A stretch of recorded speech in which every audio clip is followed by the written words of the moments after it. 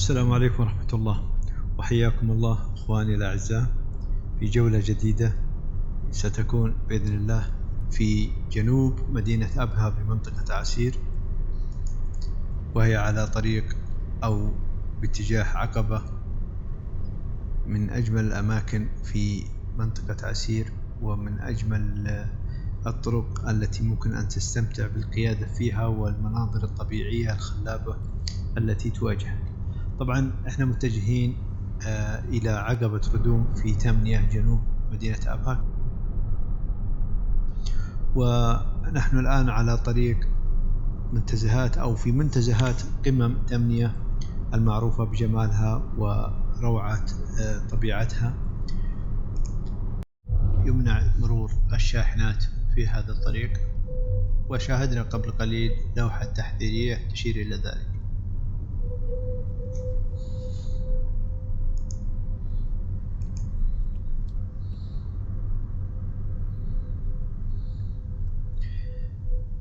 شاهدوا هذا المنظر الجميل للجبال المنحدرة إلى سهول تهام.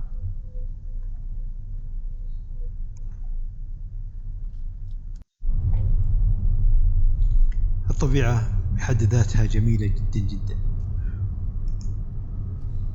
هذا المكان أو هذه المنطقة معروفة بأنها دائما أجواءها مختلفة بعض الشيء، بحيث أنه يغطيها الضباب في مختلف أيام السنة. هذه هي تمنية. لا زلنا في منتزه قمم تمنية المعروف بجمال طبيعته.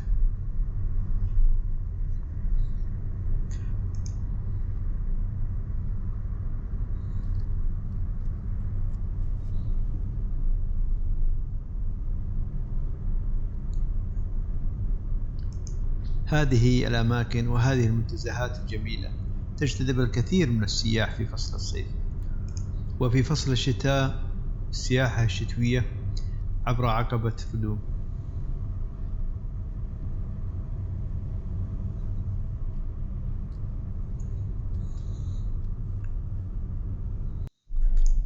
هذا مركز نقطة جمامة الأمني في أعلى عقبة ردوم.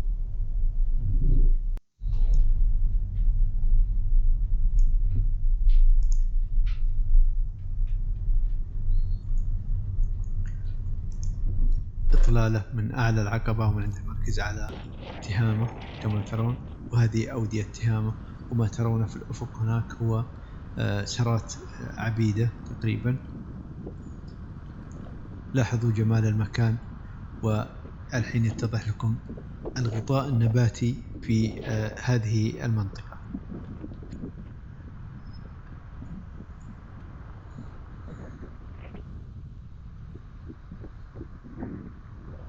مكان جميل وغاية في الروعة.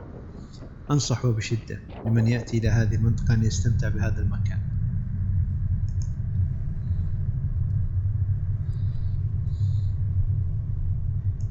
التنزه في هذه الأماكن والمشي في هذه الطبيعة مريح للنفس. مكان له خصوصيته ومكان هادئ.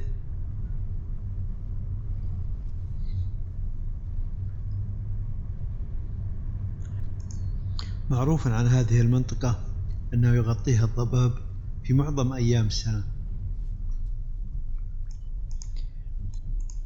عندما تأتون إلى هذه الأماكن وتشاهدون الضباب مخيم عليها، جربوا التنزه بين الأشجار على الأقدام.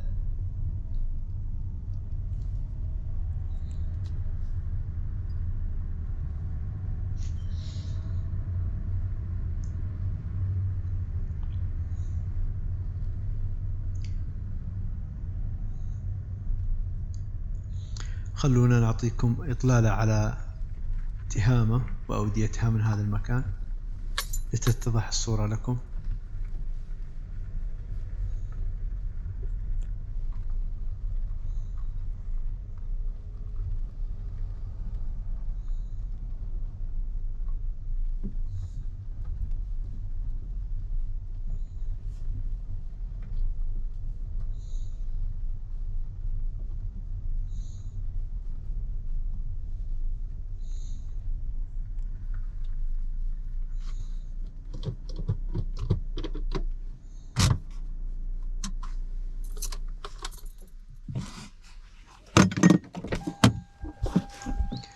على الشفاء دائما تكون الرياح قوية.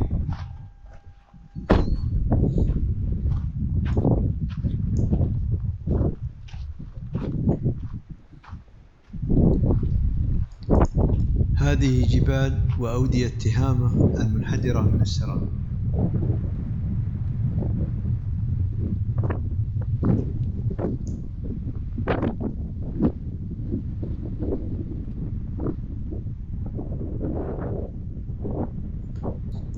هذا شجر العرعر، أحد أهم مكونات الغطاء النباتي في هذه الجبال.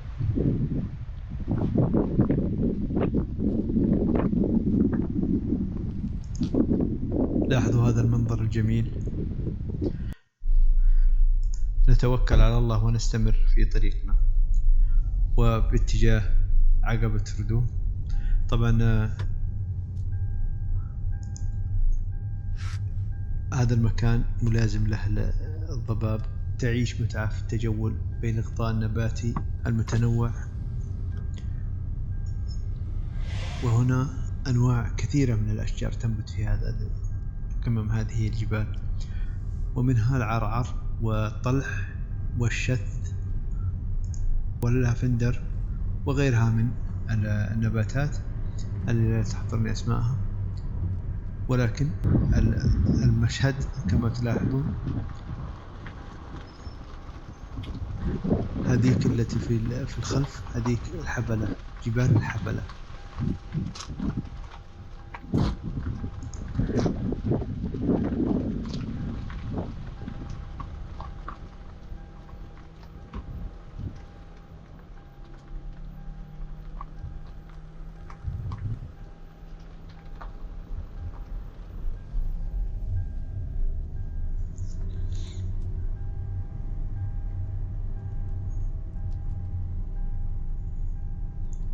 طبعا من هذا الطريق تشاهد على منتزه الحبلة المعروف، وسرات عبيدة في الجهة الشرقية.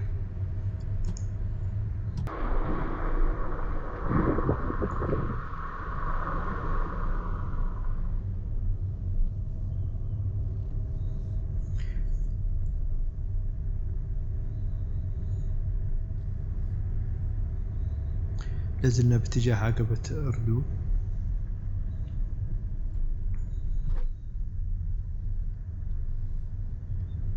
مكان جميل وله خصوصيته ورائع. هذيك هي سرات عبيدة.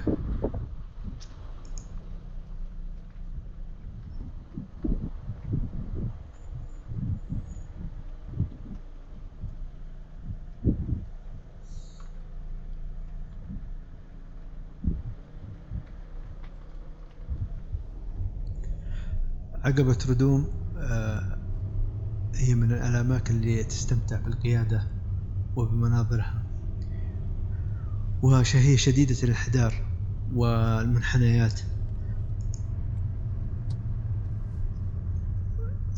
يعني يفضل أنها ما تكون السيارات اللي تنزل معها أنها تكون سيارات دبل أو سيارات غير عادي.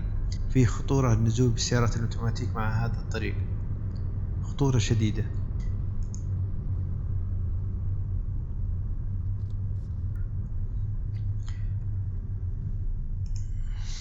هذه خزانات مياه تملأ بمياه التحلية، ثم تنقل عبر الليات والأنابيب إلى المنازل في وادي ذهب. هذه الأنابيب ممتدة على امتداد عقبة ردوم لتصل إلى قلب الوادي.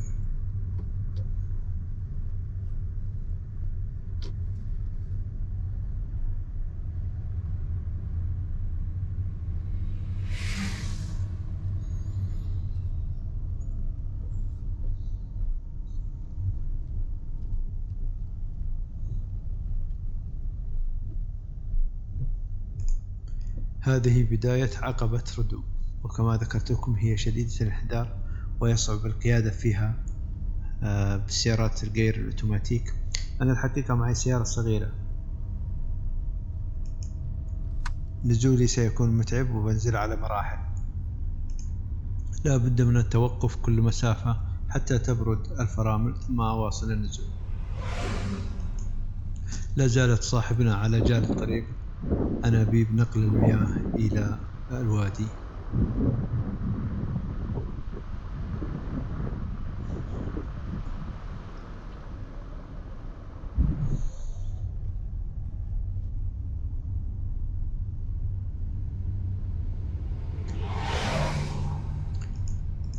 لاحظوا السيارات التي تواجهنا صاعدة من الوادي جميعها سيارات غير عادي أو دفع رباعي.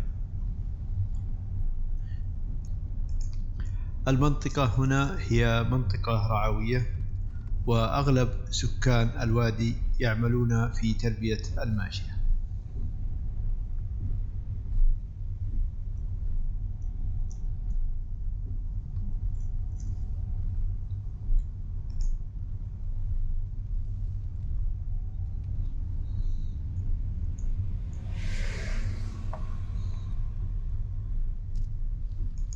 خطورة هذه العقبة في النزول بسيارات الغير الأوتوماتيك، وتعتبر مغامرة، خصوصا عندما يفرط السائق في استخدام الفرامل بكثرة فتسخن ثم يفقد السيطرة على السيارة. ولتجنب تسخين الفرامل أثناء النزول أفضل النزول على مراحل والتوقف حتى تبرد الهواء. الذي تشاهدونه الآن هو وادي ذهب. تهبط بك هذه العقبة إلى وادي ذهب، وقبل الوادي يتفرع طريق يمين يأخذك إلى ردوم ووادي بيش.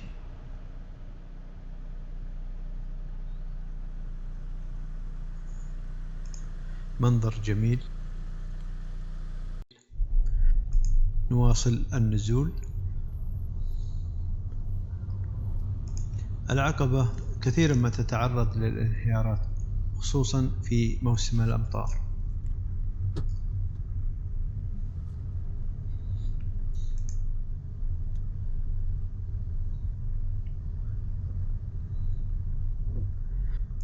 نتوقف ونعطيكم إطلالة على الأماكن المحيطة.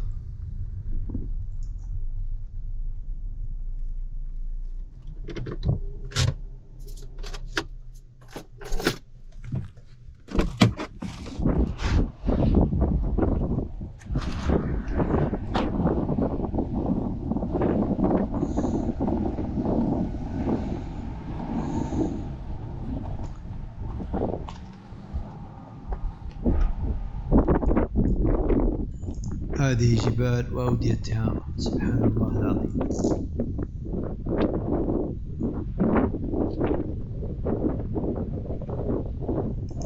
مكان لتشرب منه الطيور والحيوانات البرية. الله يجزاه خير من عمله.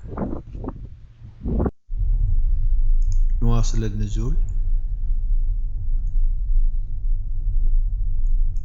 لا زلنا في أعلى العقبة والخطورة لم تبدأ حتى الآن. ألاحظ نظرة استغراب من أصحاب السيارات الصاعدة كوني أقود سيارة اوتوماتيك وصغيرة في هذه العقبة.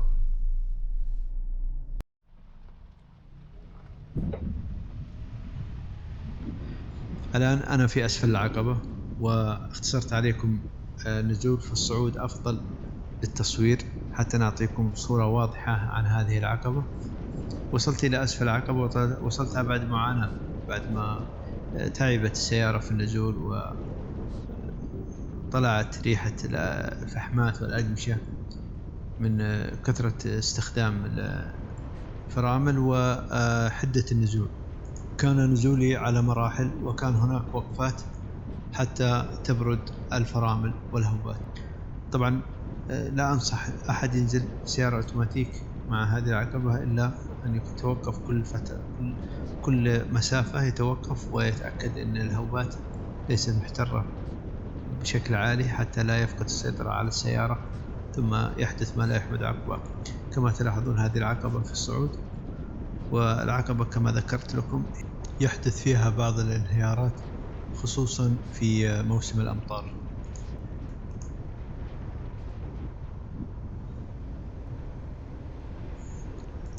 للأسف قرأنا الكثير عن الحوادث المؤلمة التي وقعت في هذه العقبة. الصعود ليس فيه خطورة أبدا، لأنه قد يكون متعب للسيارة بعض الشيء، ولكن عندما تقود بطريقة يعني مقبولة فلا هناك تعب.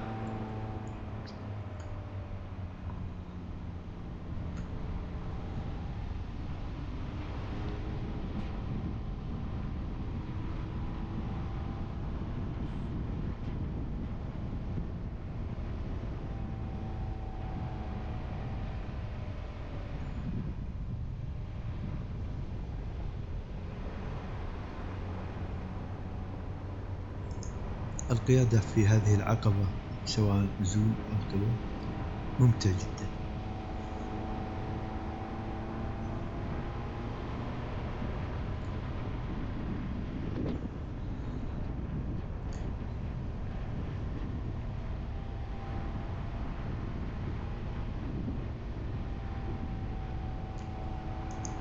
سفلتة العقبة سهل على الأهالي الصعود إلى الثراء وتلبية تطلباتهم واحتياجاتهم.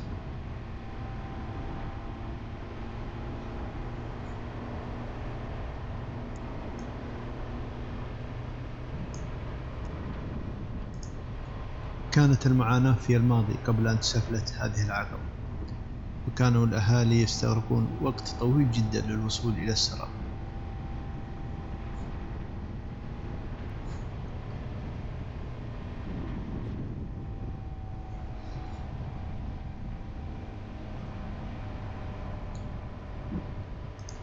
وعلمت أن وزارة النقل خصصت مقاول متواجد على طول في هذه العقبة لصيانتها ومتابعتها وإزالة الأحجار أو الصخور المتساقطة في موسم الأمطار.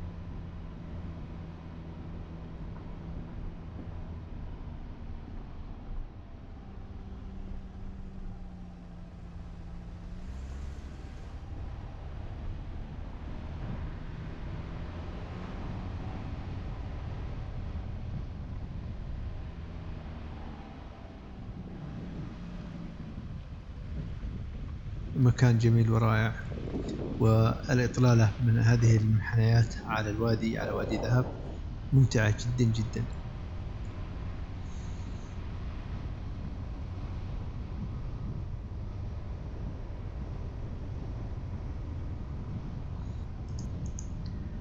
نترككم متابعة ما تبقى من هذه الجولة، آملين أن نكون قد قدمنا ما يحوز على رضاكم، ونلتقيكم في عمل قريب إن شاء الله.